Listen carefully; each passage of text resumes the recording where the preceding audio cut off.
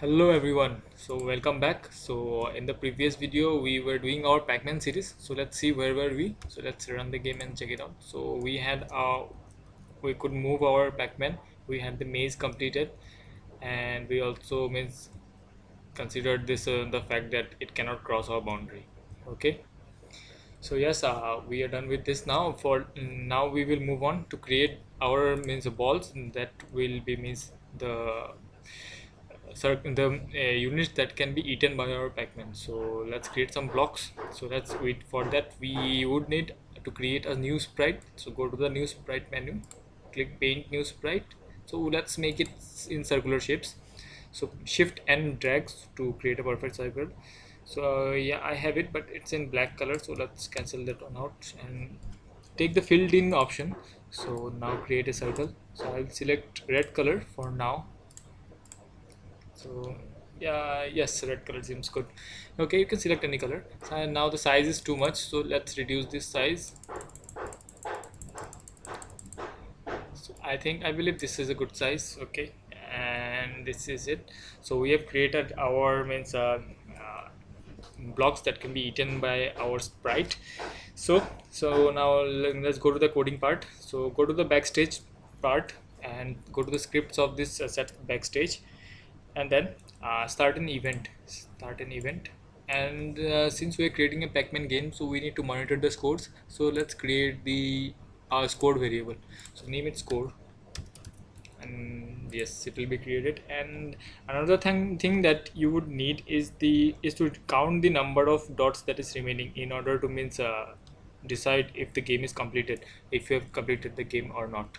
So another variable is dot, say dot remaining. I am telling it dot remain. Okay. Okay, we have two variables here. So let's set the initial conditions to be 0 for both of them. So set dot remain to 0 and set score to 0 as well. And now what I need to do is that, so when the game is being run, so I need to show all the dots available in this part, in this maze, right? So for that I would like to broadcast a message over here, so that we can use that in a later stage. So let's broadcast a message that would say, so let's say show dot. Okay, we are done with this. And when we broadcast this message, if this message is received by our sprite 2, that is our block that is eaten, that will be eaten. So when this dots will, when it will receive the dot, is this message. So let's see, we have this command over here. When I receive show dot, then what will it do? It will show itself. So go to looks and show itself.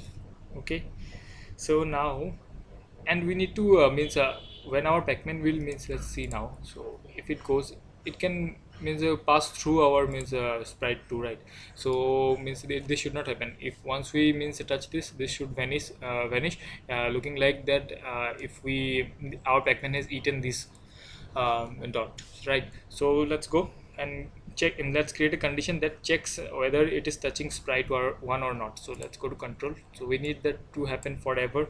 So let's go, and we need a if block that will means check the condition. So forever will run the loop forever, and if will check the condition. So let's go. If we need sensing, color sensing.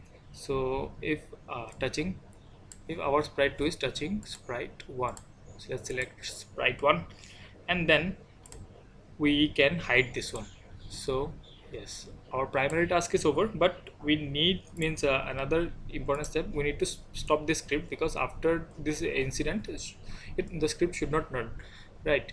So this should stop it here. Let's select the script here. Okay, now the thing is that this has been eaten, the dot has been eaten, so we need to keep a record of this in order to means analyze our means how many dots are getting eaten. So okay, we would need a this broadcast message. So let's go and create a broadcast. Okay, broadcast new message dot eaten. So it will say that dot has been eaten. Okay, so yes, we have it. And Next, we go to the stage mode again, and we will now have to consider what will happen if we get this message, that is dot eaten message. So uh, I will take a block over here. When I receive dot eaten, then what will happen? So when one dot is eaten, then we need to increase the score, right? So let's go to data. So we need to change the score. Let's say I'm changing it by 10. If one dot is eaten, so it will be changed by 10. And also I need to change this our dot remaining part. So change the dot remaining part, so I need to decrement this dot remaining part, right? So dot remaining part should be decremented by 1. So if one dot is means eaten. So now, and also we need to means in order to when the game completes, so if there are 0 blocks, means the game should not run then, so it should appear it's stopped. So for that we need a condition that will check. So we need an if, so we need an operator that will equate this to 0. So if dot remain equal to 0, then control, go to control and stop all activities. So right, so that's it. And I think we missed out one point here. So that will be, we need to miss, because we will be creating duplicates of this, so we need to increase the count of this our dots by 1 every time. So that's why we need to means place a change dot remain value by 1.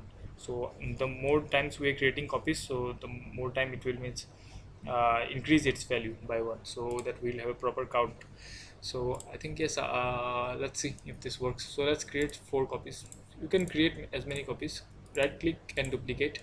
So you can click and drag and drop the in the positions that you want. And let's say I'm placing it over here, here, and let's say here. Okay, so now let's run. So dots remaining is 4. Yes, and yes, you can see the scores are increasing by 10. Dots remaining are also. So let's go and see. Yes, our game is over. So we have successfully completed our Pac-Man series. So if you like the video, so please subscribe. Okay, thank you.